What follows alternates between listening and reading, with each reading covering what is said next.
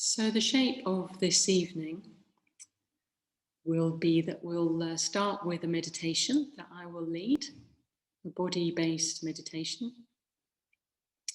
Then I will say a little bit. I'll give a short talk about integration.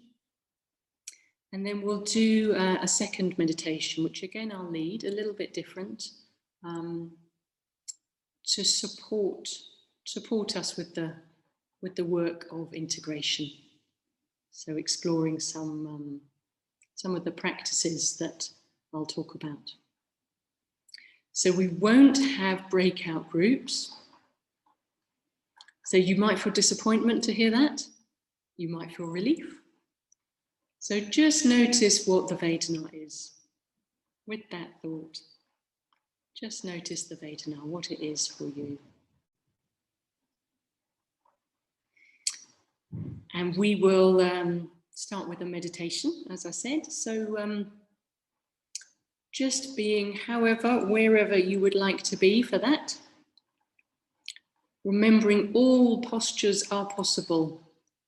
Sitting, lying, standing, even walking, though you might need to circle your laptop to be able to hear me. But choose whichever posture will support awareness to grow in you.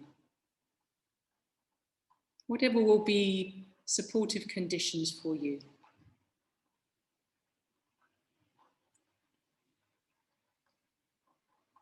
And as always, you have choices.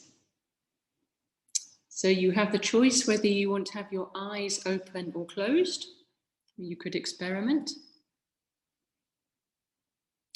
And through the meditation, I'll be offering suggestions, invitations, and do feel free to try them or not. Developing that sense of intuition of your own in meditation, of what will be helpful for you.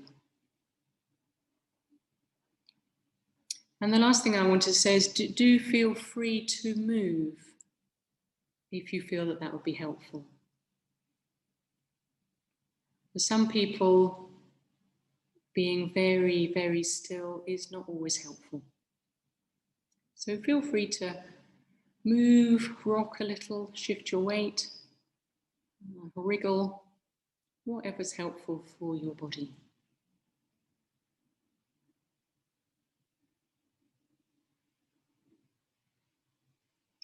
So this is a period of meditation to support embodiment, to support us inhabiting our bodies more fully.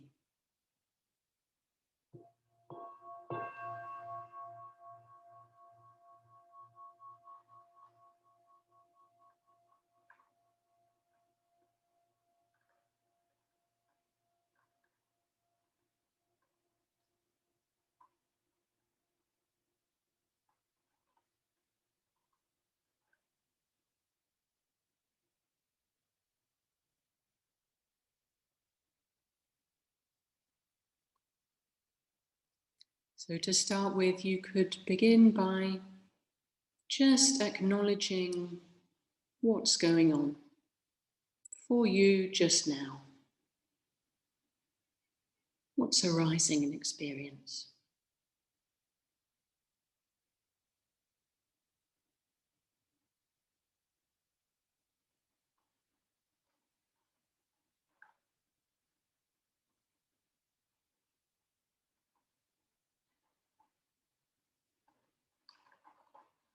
No particular agenda, not angling for any particular experience. Open to knowing what's there.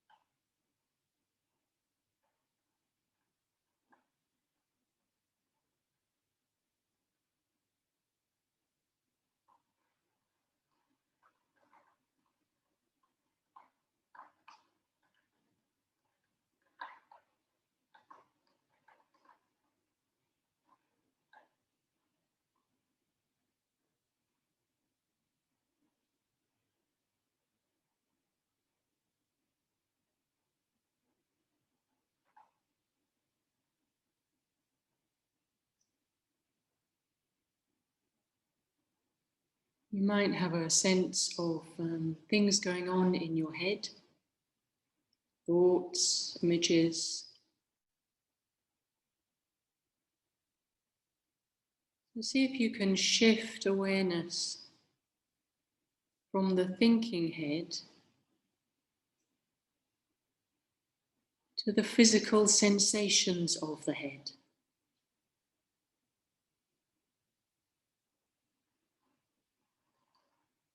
From the thinking head to the sensory head, the sensate head. It's not very far to move.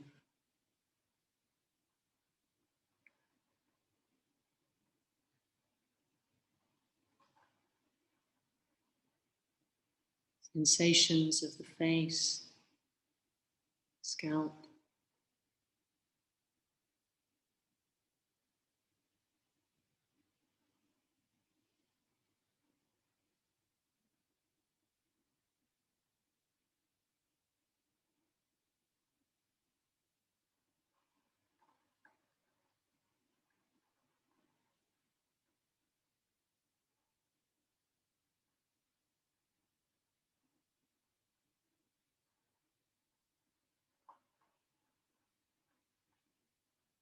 Any small movements, muscles of the cheeks.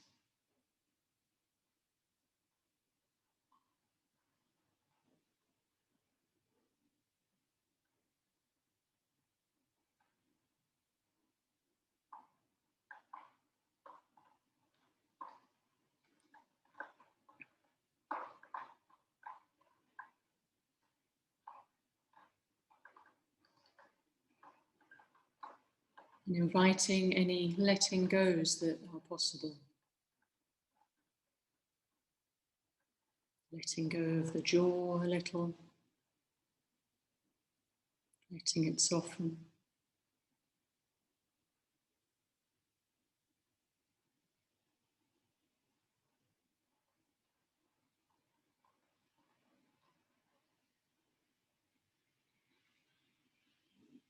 Let the eyes be soft.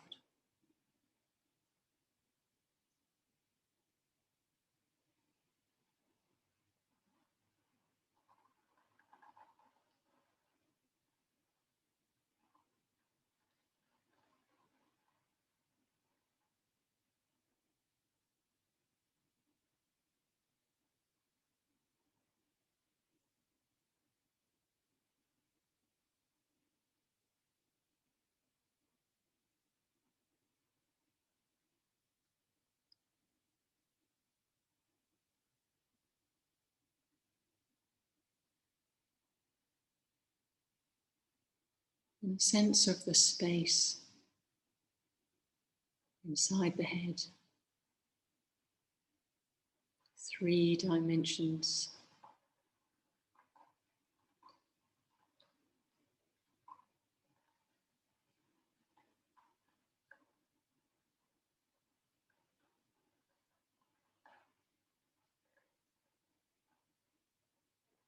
And see if you can let your awareness rest back a little, settling back into the back of the head.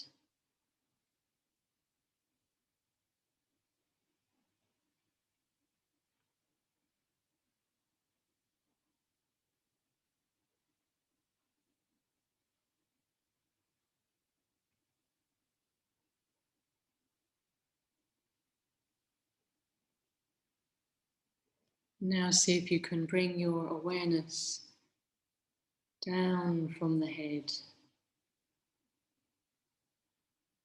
and into the area of the heart center.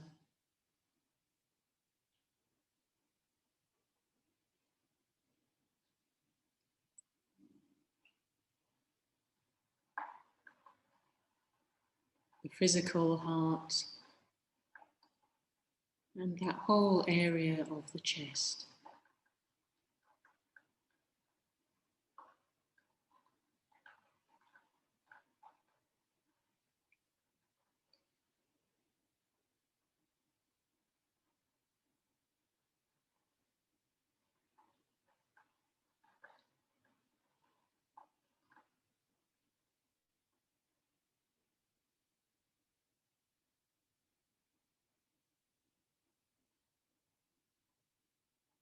All those sensations of the heart center.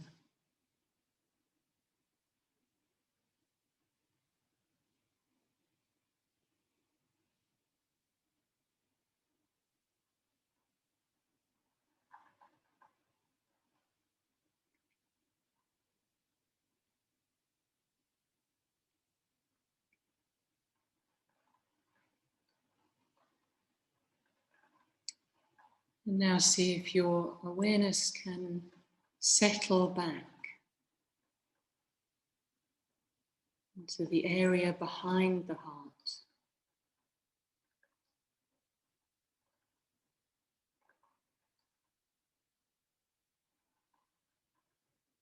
In front of the spine and behind the heart.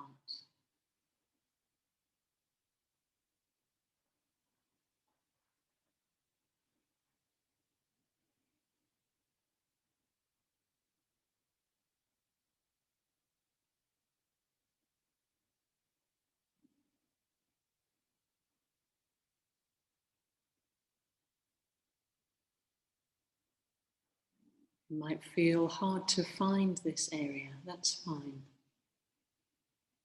Just be curious. See what happens when you rest awareness just behind the heart.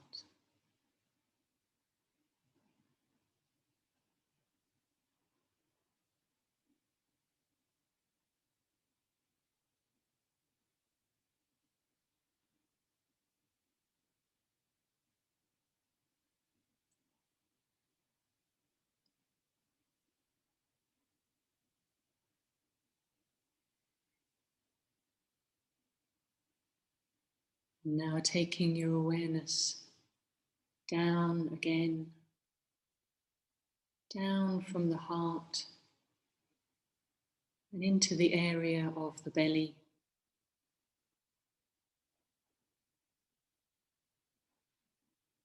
Between your belly button and the pelvic floor. That area sometimes called the hara, or the lower dantian.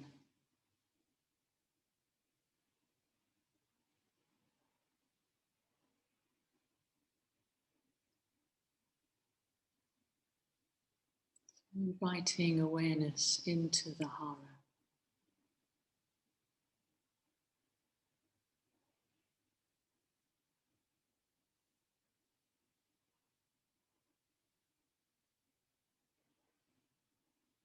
Perhaps having a sense of breathing into this area.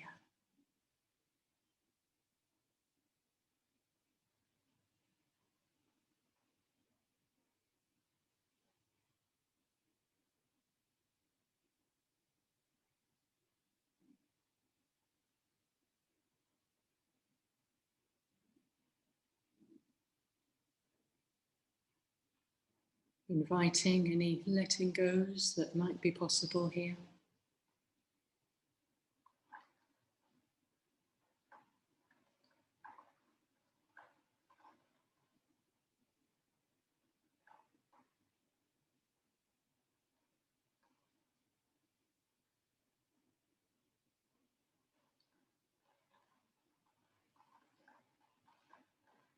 And again, inviting your awareness to move back a little in the body,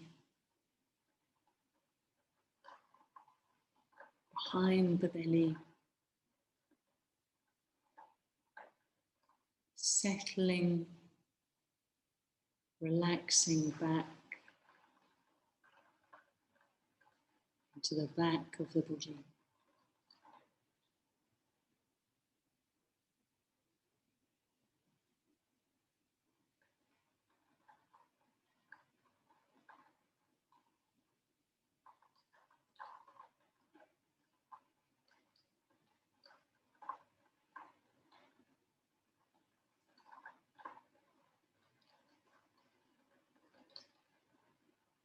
And now having a sense of the base of your body,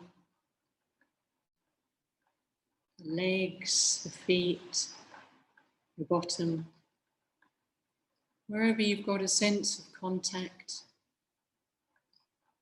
with the floor, chair,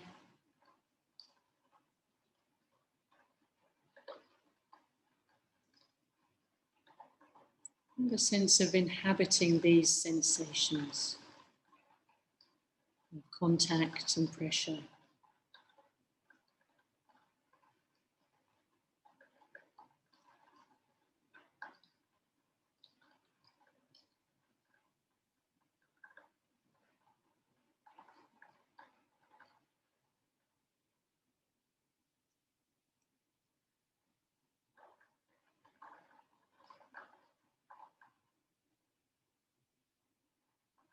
And you could play with the idea of breathing out into the ground.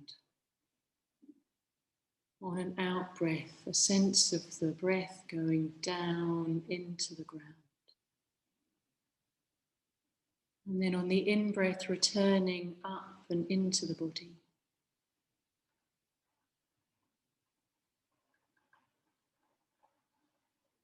Play around for a few breaths.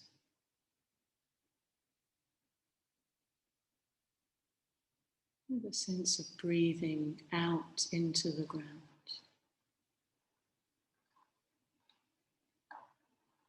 And then breathing energy back up into the body from the ground.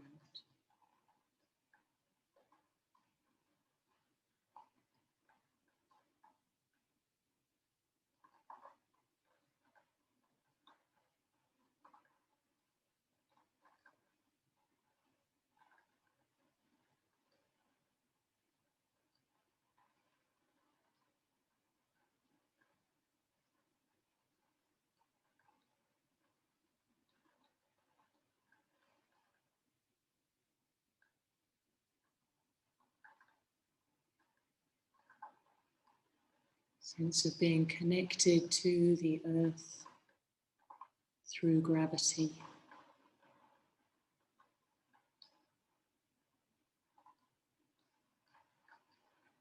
Connected to it as our home.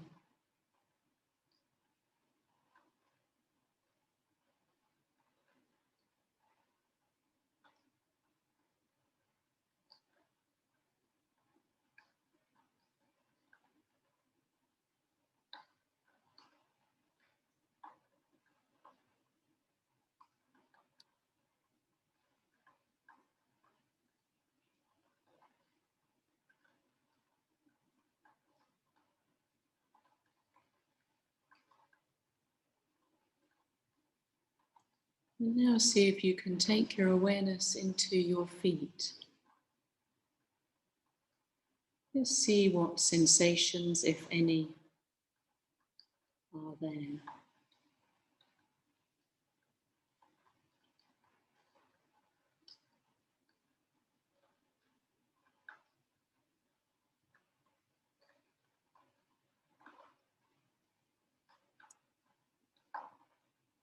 You might find a visual image of the feet arising. And see if you can drop any kind of idea or image of the feet and feel in from within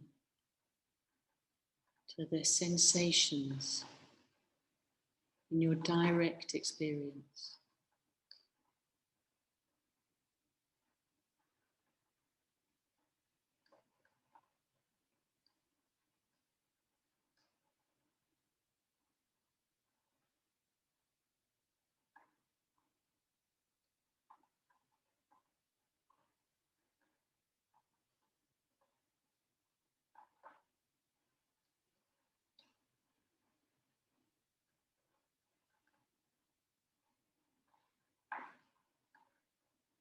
Do you have a sense of your toes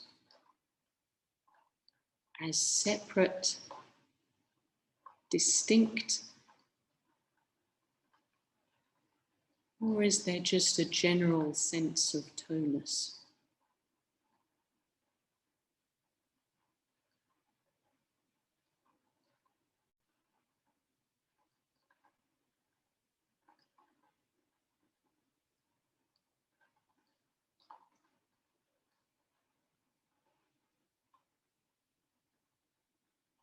Now opening up to all the sensations of the whole body.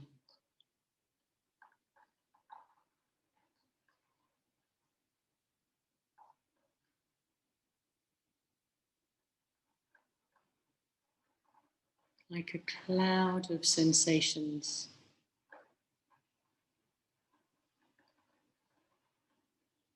Arising somehow in space.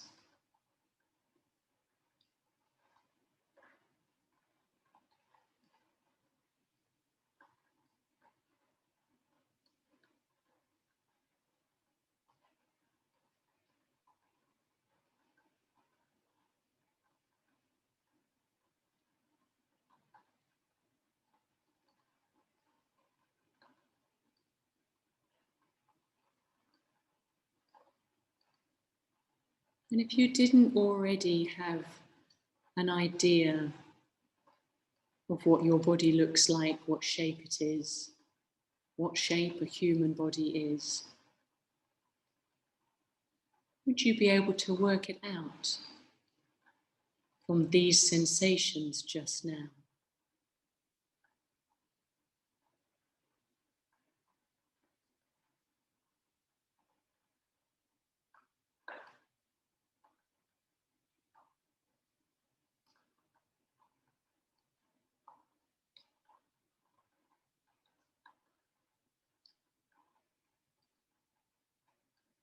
Or are they more of a cloud-like experience?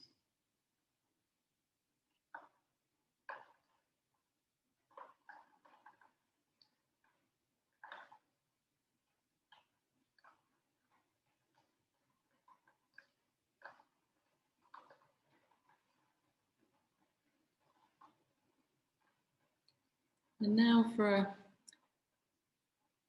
couple of minutes, choosing where you would like to rest your awareness. Would you like to stay with that cloud of sensations of the whole body?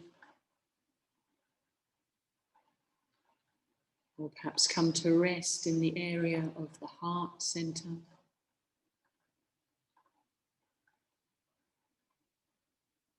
Or the lower belly, the hara?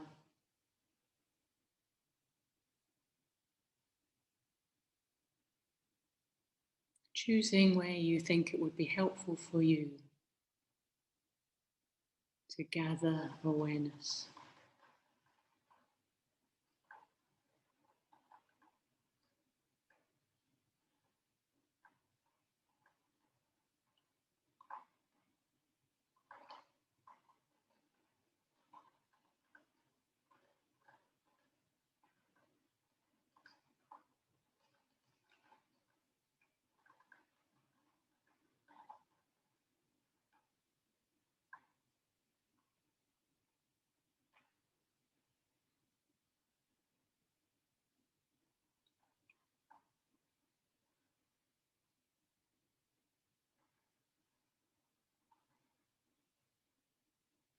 And awareness will come and go as it naturally does.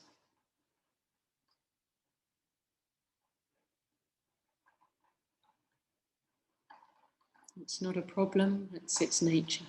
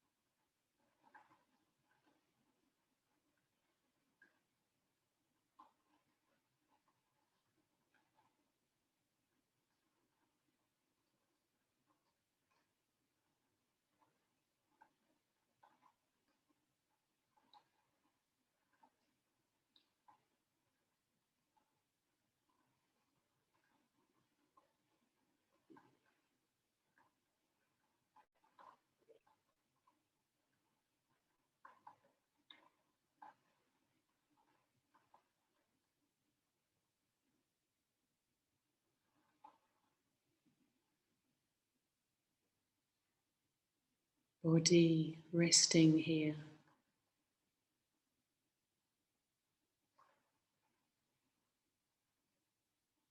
Body breathing.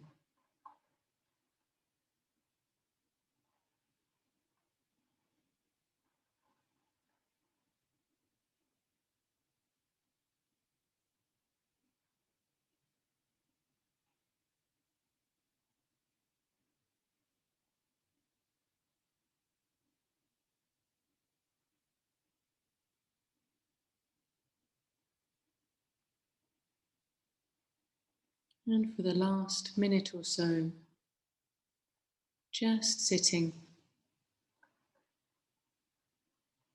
No particular agenda.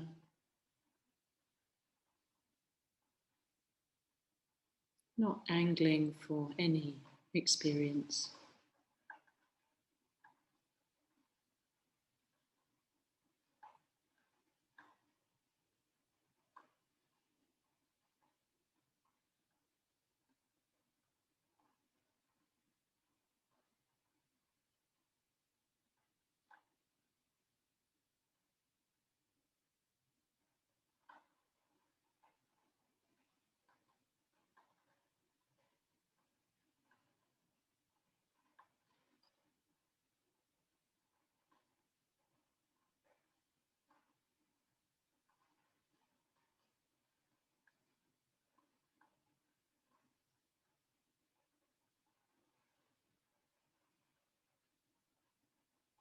And ending with a sense of gratitude for the practice.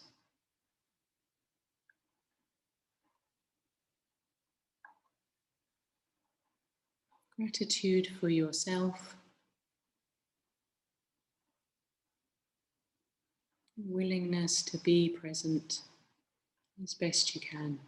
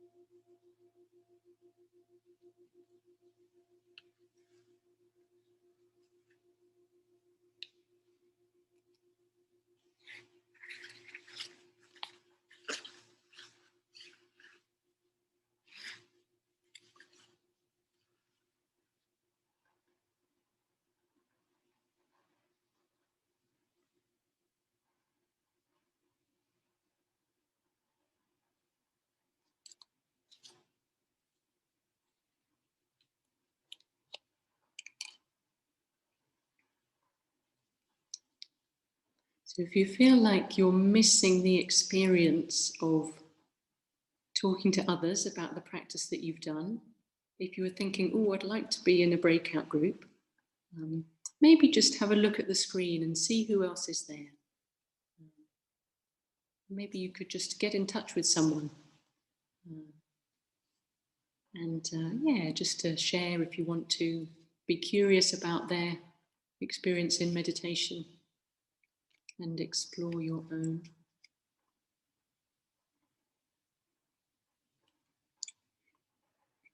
Okay, so I'm going to talk for, I think, about 15, maybe 20 minutes about integration.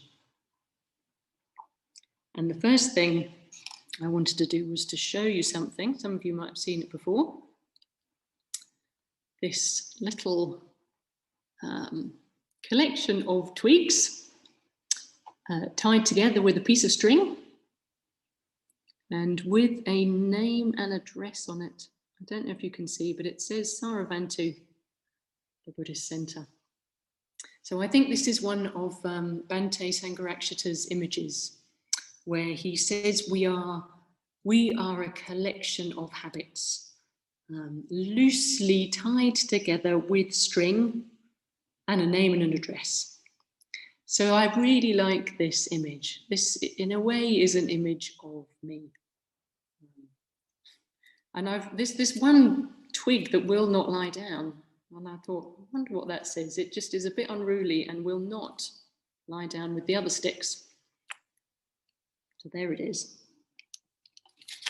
So yeah, so that's an image in a way of what we are. We're a collection of somewhat disparate things gathered together. And the process of integration is about becoming more whole, less fragmented, more known to ourselves, more at home with ourselves, more ethical, less dodgy or unreliable, and more clear about our values and our purpose. So integration can happen in lots of ways. Through reflecting on our lives, particularly with an ethical perspective. It can happen through friendship, through Sangha, through bumping up against other people, through the things that they see about us that we have not yet seen. It might come about through therapy, through counselling. And it can also be very much supported by the process of meditation. So I think meditation has a really important function in helping us get to know ourselves better, get to know our habits, see our habits of mind like live in real time when we meditate. And there they are. And we see the seeds of our actions as well. We see the impulses, the urges, the volitions that arise in our being, that start off as a little seed of an urge, of a thought. That's where our actions grow from. And in meditation, we have a chance, almost like in a bit more of a laboratory, to see those forming, coming into being. Maitreya Bandhu talks about integration as an increasing experience of wholeness, unification, and harmony. And I think when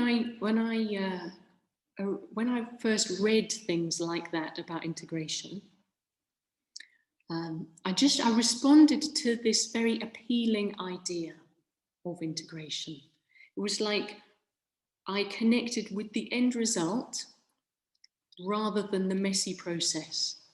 So it's like my mind went straight to the perfectly blended smoothie, the well-integrated, delicious, smooth smoothie that I'd put through my NutriBullet blender. Rather than actually thinking the process of integration is often not so smooth. It is a bumpy, uncomfortable, messy process. But I think I identified and connected with integration as sounding so appealing and lovely. And I didn't quite clock that the journey of integration may not feel quite so appealing. It's like, actually, we've got our blender, we're making our smoothie, and there's still a load of bits of frozen banana, like rocketing about, you know, like if you try and blend them and actually they're a bit too frozen. And the whole thing is kind of rattling and reverberating. It ain't smooth and blended just yet. So we need to integrate our shadows, the bits that we leave in the shadows, the unwanted bits, the unacknowledged bits, the unknown bits, the contradictions, all those bits of frozen banana that won't be blended, and bring them into consciousness. I was on a retreat with Prakasha a few years ago, and he said something I found really helpful, that in meditation, we need to get familiar with our content. In a way, I suppose, our stuff, our themes, our habits.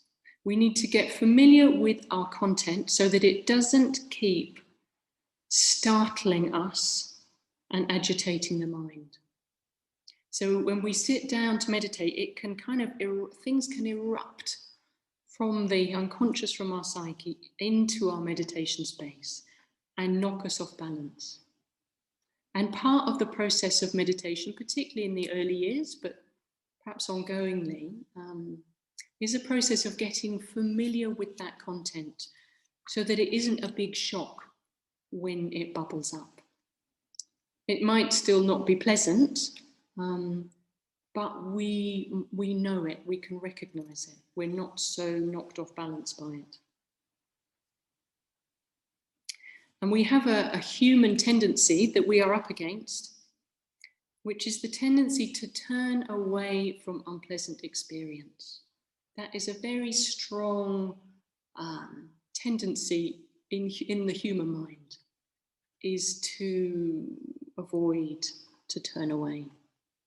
So Vajrapriya, if you could put up the image of the wave, if you could screen share that would be lovely. I was so delighted to find this cartoon, partly because I love the original wave image from Japan. And I also used to really love the Cookie Monster from Sesame Street. So in case anyone can't read it, it says, "Today me will live in the moment, unless it's unpleasant, in which case me will eat a cookie." Thanks, Vajrapriya. So I just really responded to that sense of, if experience is unpleasant, we don't want to have it. And we will automatically or semi-automatically find ourselves seeking ways to avoid experience, whether it's through cookies or online shopping, whatever source of distraction it is, over-exercising, whatever it is. We've all got a range of strategies for avoiding experience. So it's really important that we are in a way aware of that this tendency can also play out in meditation. So be really aware of the possibility that you will start, without intending it, to use meditation for repression, for avoidance, for ignoring, for turning away. It's easy to, I think, slip into the habit. I found it with me particularly strongly in the mindfulness of breathing. I would have my task, which is to be with the breathing, with the counting. And if other things come up, there's a bit of a tendency to almost like slap them on the head, like down. It's almost as if you're doing dog training, like down, sit. There is this experience welling up in us, asking for integration. And if we just whack it on the head and send it back down, that may not be the most fruitful way. Well, certainly, I think whacking is never going to be a fruitful way. There might be times when we consciously choose to move our attention, but be careful of it becoming a kind of automatic habit. To go back to whatever you have decided you want to meditate on, and not allow space for the life bubbling up in you. In Living with Awareness, Sangha writes, meditation is about transforming mental states, not suppressing or ignoring them. So that is the art, isn't it? What does it mean for us for mental states to be transformed without us repressing, ignoring? So when we sit to meditate, we will encounter all sorts of stuff that we didn't expect and that we did not ask for. I'm just going to read you a short quote from a very beautiful book that I've been reading. It's by Mingyur Rinpoche. He's a Tibetan monk. and it's called In Love with the World.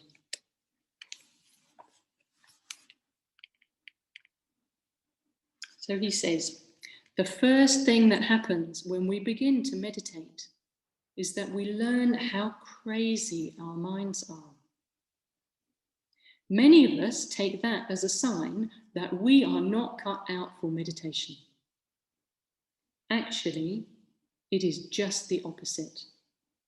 It's the first sign that we are becoming familiar with our own mind. It's a great insight. You will be fine. So I enjoyed his reassuring words there. So I've got one more image, which, Vajrapriya, if you could put this one up. I had this image in my mind. It's a memory from a film, and it was in my mind for a while before I quite worked out what it was. And it's an image from the film, I think, Close Encounters of the Third Kind. In my mind, it was kind of like bigger and more,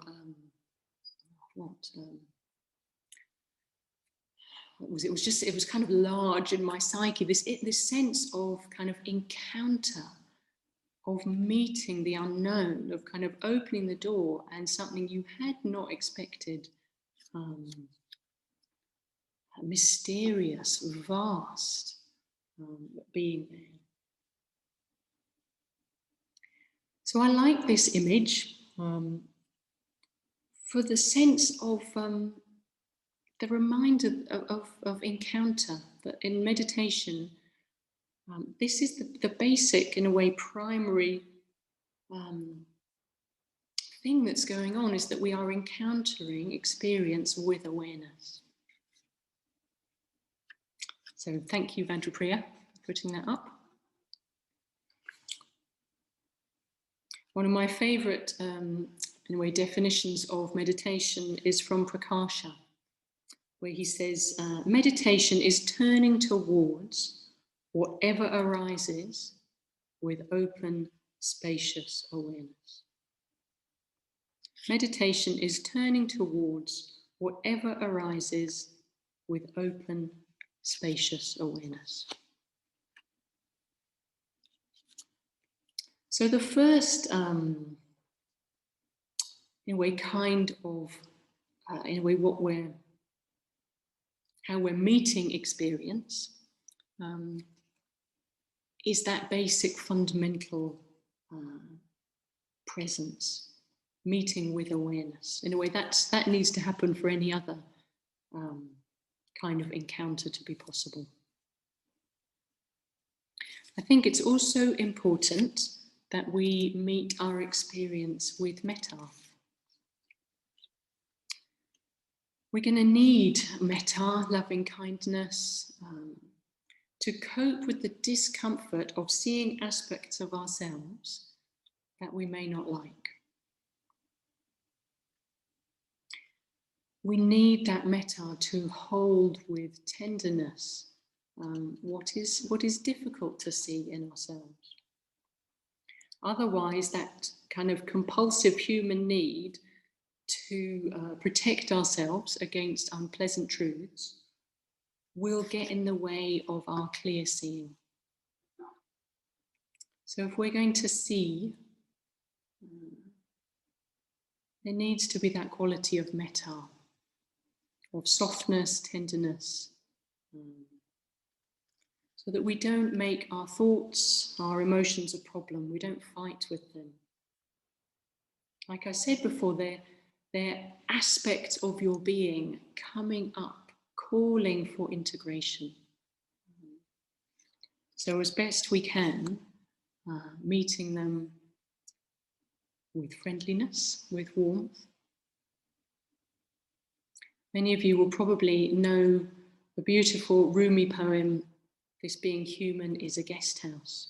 And I just think that poem captures, for me, one of the helpful attitudes in meditation so well. That all sorts of guests will arrive. Grumpiness, desire, meanness, irritation. All sorts of guests will turn up at this hostel, at this guest house. And as the poem says, welcome and entertain them all.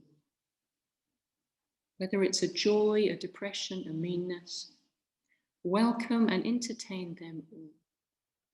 Treat each guest honourably. Meet them at the door, laughing. Invite them in.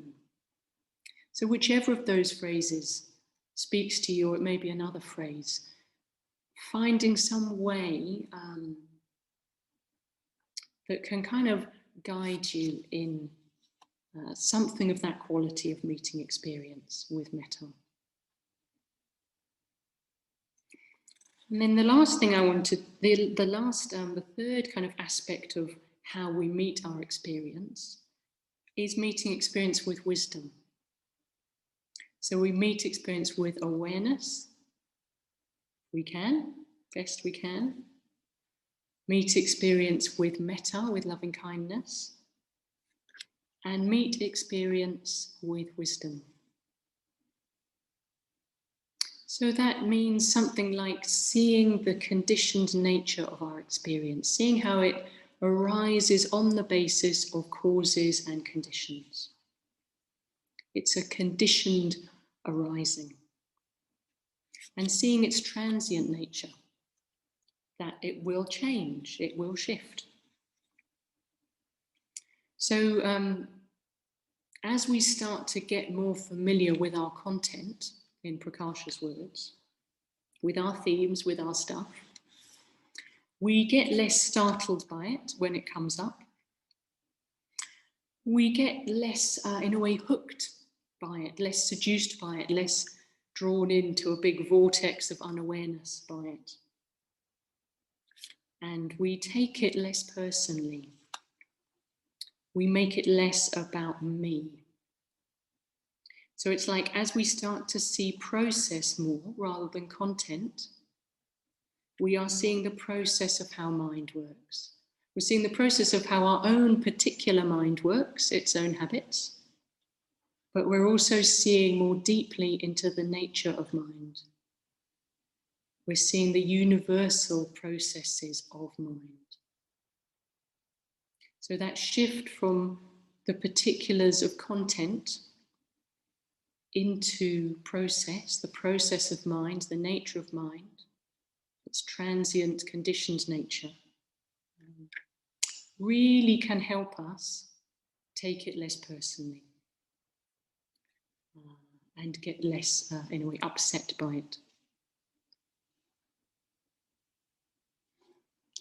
So then the last thing I just wanted to say, in a way, going back to that bigger sense of kind of context and purpose. So all of that could sound a bit too introspective. So in a way, remember the bigger purpose, whatever form, in a way, it takes for you, how you connect with it. Something of the bodhisattva ideal, the altruistic urge, the desire to make a contribution, big or small, to help alleviate suffering in other beings. So that is what our meditation helps us do, to be a cleaner, more effective channel for our aspirations for the world. So one last quote from Living with Awareness. Buddhist meditation is a clearing of the decks for action, a transforming of unskillful and unexamined mental states into integrated and refined energy for a purpose beyond self-absorption. So it's a clearing of the decks for action, particularly for those of you who want some action, care about some actions in the world. We do have, we are absorbed in ourselves to some degree in meditation. That will be, in a way, what the experience is like at times. But we are engaging with the self in a way to see through it, to loosen it, to not be constrained, kept small by it. So for a purpose beyond self-absorption.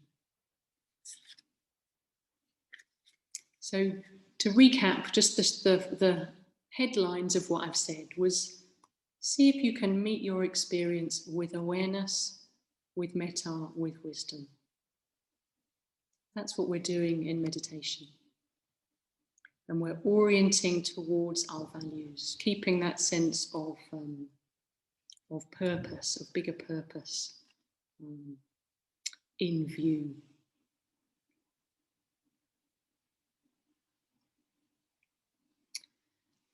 So, I was going to lead another meditation. Does anyone want a brief minute or two for a comfort break? Does anyone want to have a quick pee or get a glass of water, or just maybe even stand and have a stretch? I'm seeing some movement. I'll take that as a yes.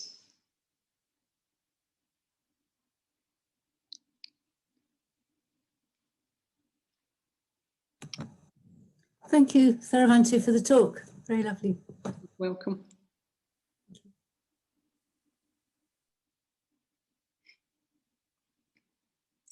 And those of you who don't need to nip off for a comfort break, just finding whatever posture you want to be in for the next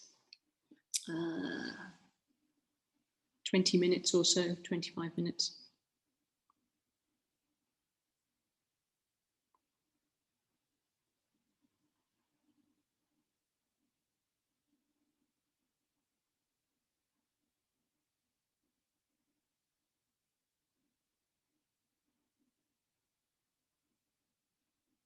Thanks for the tech support, Vajrapriya.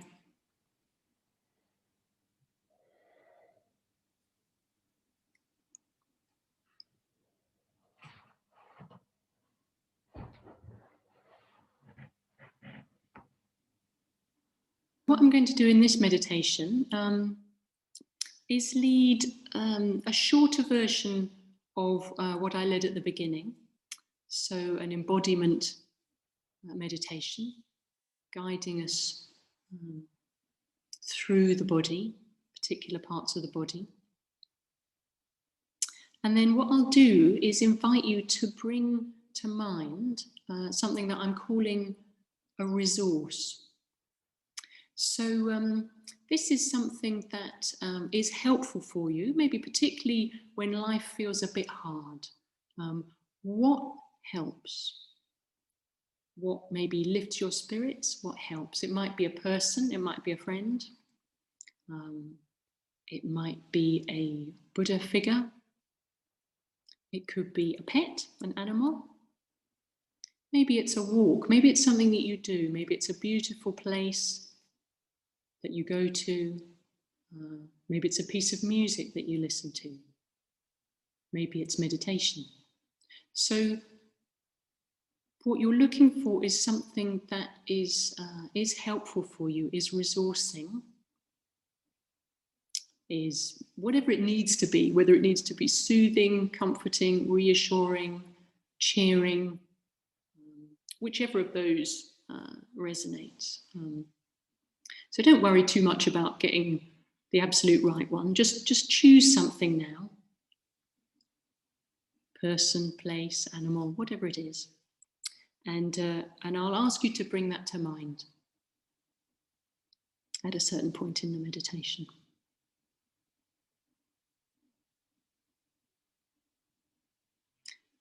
Is that clear? Does anyone want me to clarify that? Or does it make sense that what I'm asking you to bring to mind when we get there? Okay, good.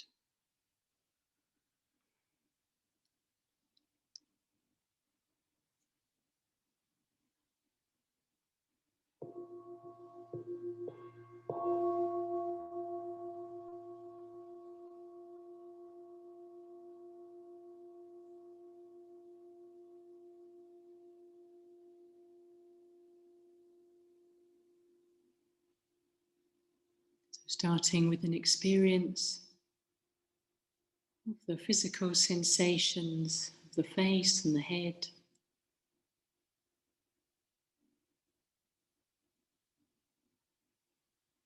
The sensate head.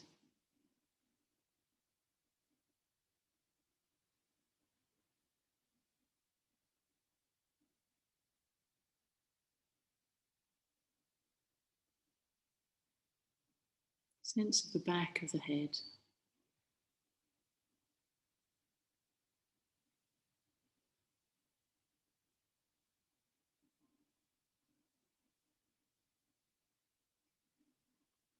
And then dropping down into the heart center. Breathing into the heart.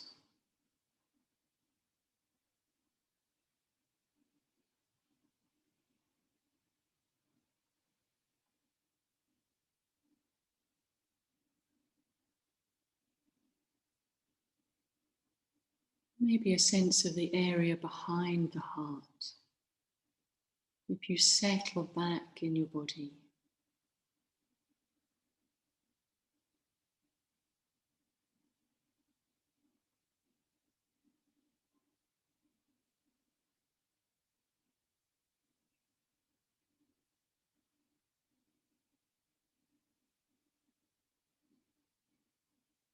And then taking awareness down again into the belly, the hara.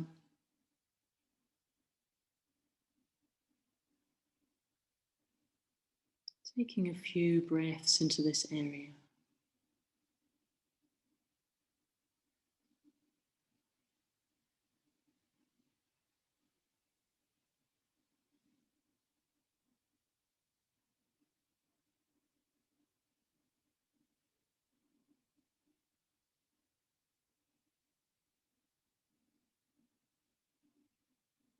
And settling back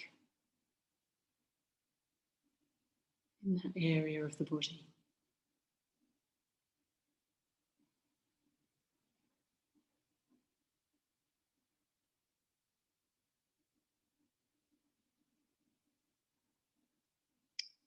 Sense of the base of your body, your legs, your feet, your bottom on the chair or cushion. Wherever you have a sense of contact with the ground.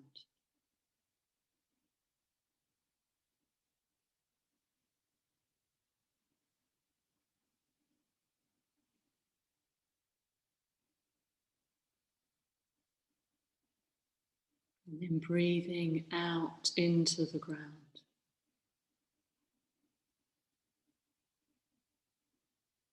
And breathing back up from the ground into the body.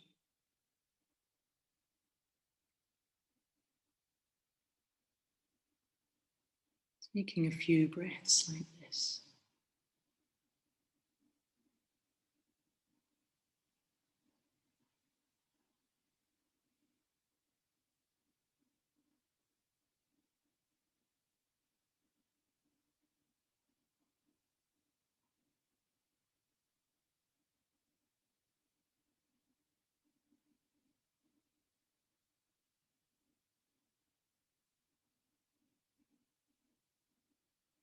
And then opening out to the sensations of the whole body.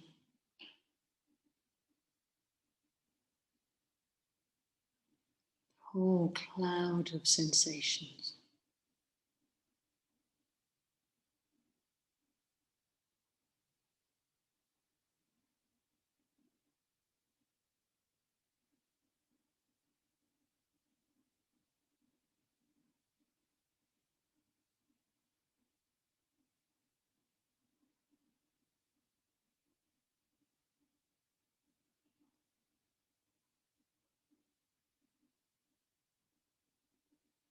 And then taking your awareness to the heart area, if that feels a helpful place to be.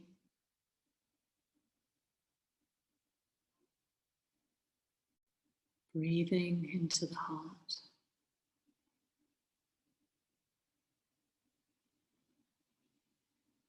And bringing to mind the resource that I asked you to choose before the meditation.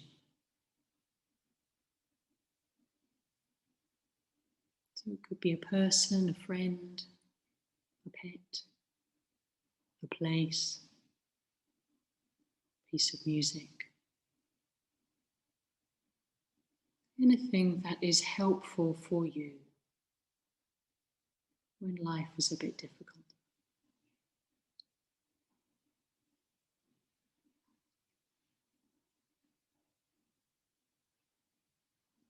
And see if you can really bring this thing, this person, this experience very vividly to mind.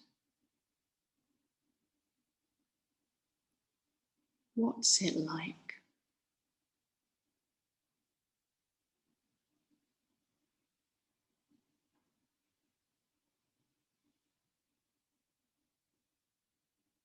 What do you value about this experience?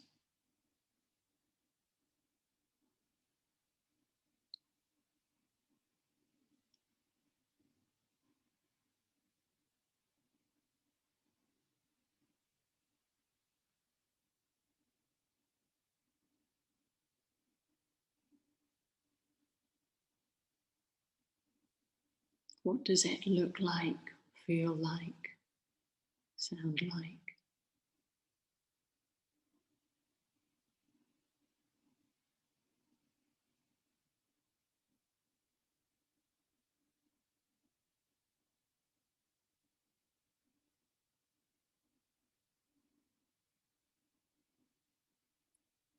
See if you can have a sense of really bathing in the presence of this experience. Let it fill every part of your being.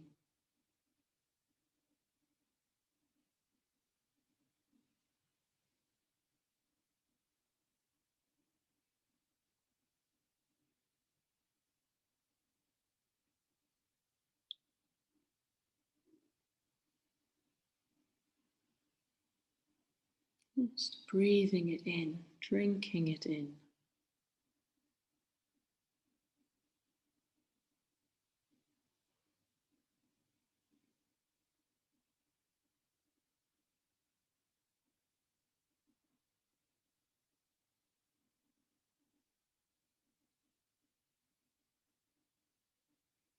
And now, if you're up for a little bit of challenge,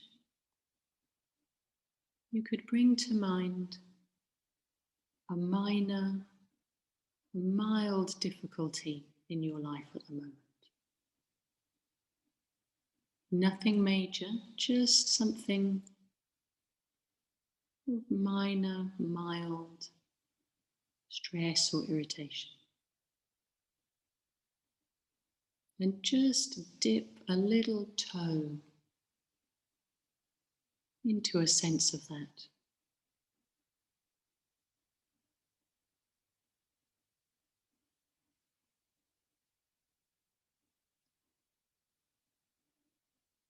And if at any point that starts to feel too much, not helpful,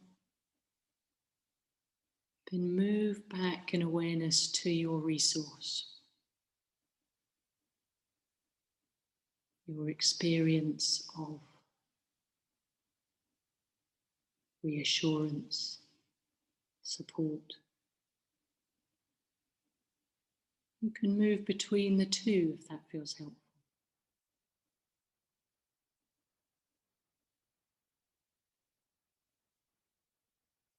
And if it does feel okay to dip a toe into this area of difficulty, see if you can meet it with awareness, acknowledging the dukkha in this.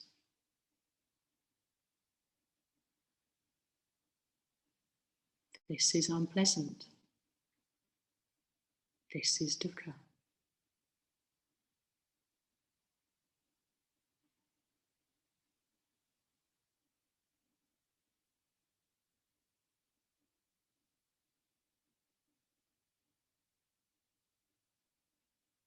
Now see if you can invite in metta and compassion, sense of tenderness for your own experience of dukkha,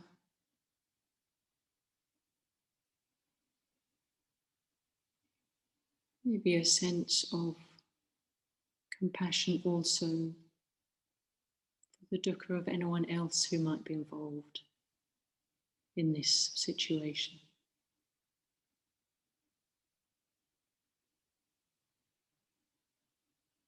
And if you don't feel like you've got much metta in you at the moment, then let the loving kindness, the metta of the Buddhas,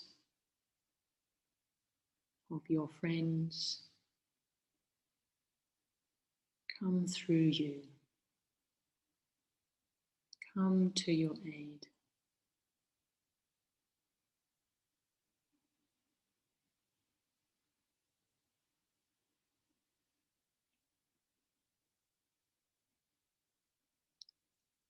If it feels too much, go back to a sense of your resource, back to a sense of how it helps you, consoles you, lifts your spirits.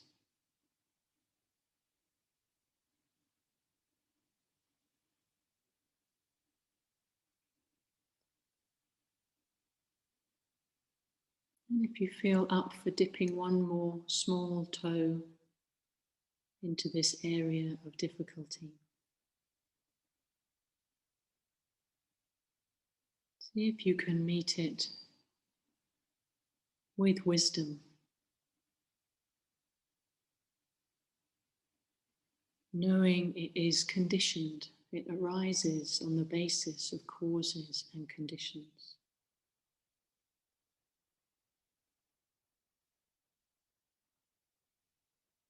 And it will change as the conditions change.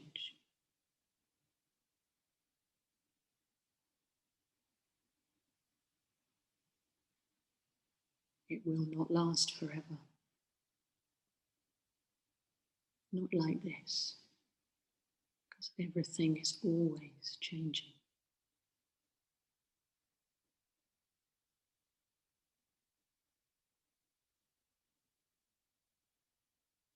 So seeing all the conditions that make this experience difficult,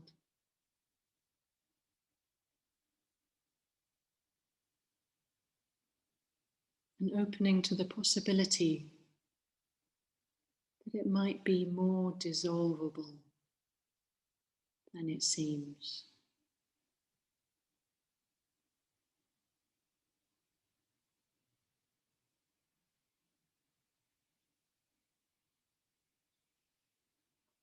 So now coming back to your resource, if you haven't already done that.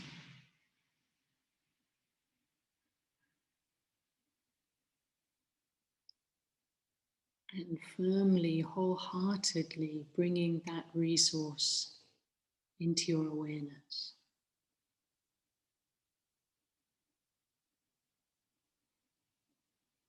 A sense of what you value about it, that experience, person, place.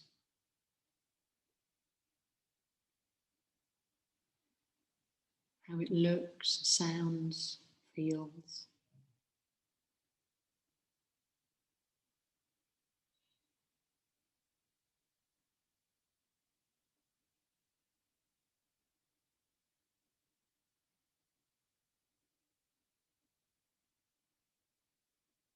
What might you tell someone else about it?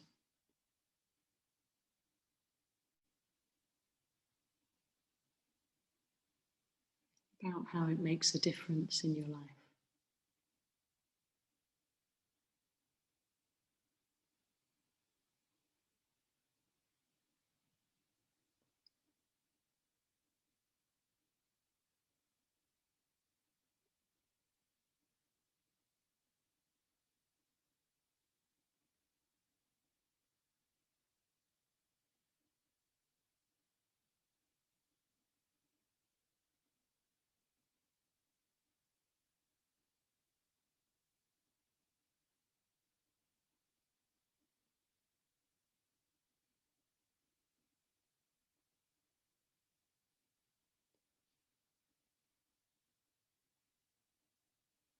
And ending with a sense of gratitude for this resource.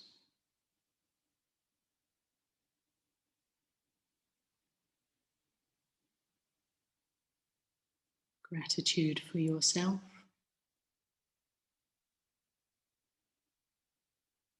Doing this work of integration.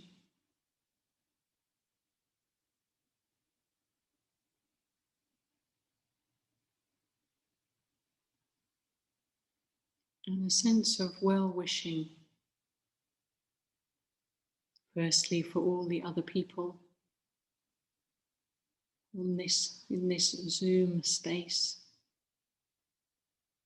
on Sangha night this evening.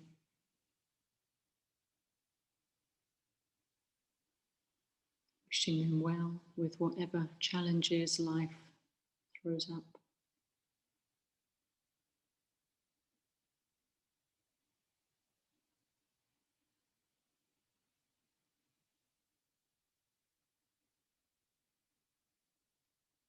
And then letting that well-wishing go outwards,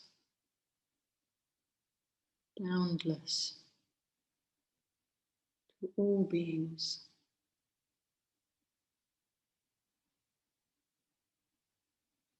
Wishing them the resources they need.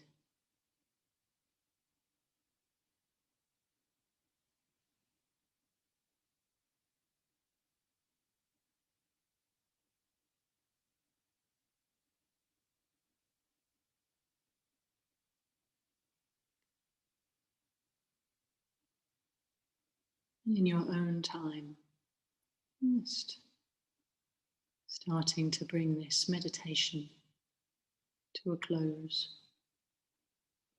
bringing a bit of movement into the body, rocking, or wiggling a toe, just letting the body move however it wants to move.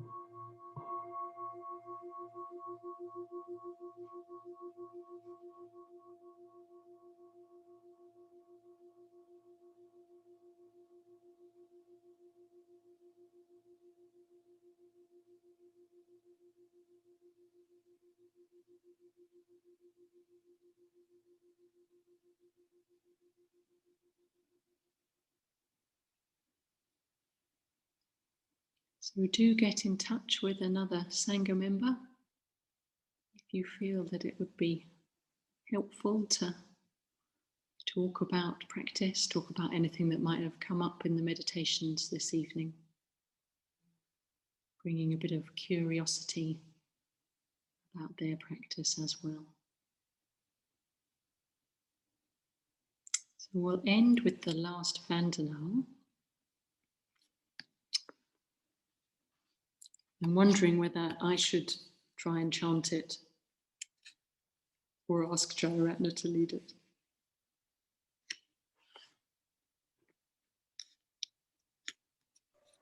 Which would you rather do, Saravantu? Do you have it there? Well, you do have it there, don't you? Would you mind doing it, Jayaratna? Because I'm not. There's one bit I'm not totally sure of the tune. Okay. Lovely. Right. Thank you. All right.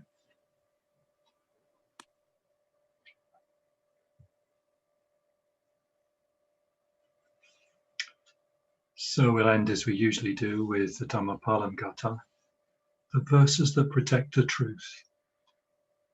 So these are the words of the Buddha, the first 3 verses, and then going for refuge to the 3 jewels to end.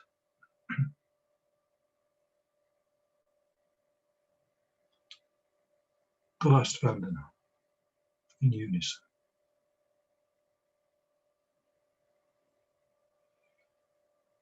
Sabba papa sa akaranam kusalasa upasampada sachita paryodapanam Etang Buddhana Sasanam Tamang Chare Sucharitang Nanang Ducharitang Chare Hamachari Sukhang Seti Asming Loke Paramicha Natavata Tamataro Yavata Bahupasati Yocha Pampi Sutvana Tamang Kayena Pasati Sabe Tamataro Otio Tamang Napamajati Nati me saranang anyang Buddho me saranang varang Etena sachavachena Hotu me jayamangala Nati me saranang anyang Dhammo me saranang varang Etena sachavachena Hotu me jayamangalam Nati me saranang anyang Sangho me saranang varang Etena sachavachena Hotu me jayamangalam Namo Buddhaya Namo Dhammaya Namo Sanghaya Sadhu Sadhu Sadhu.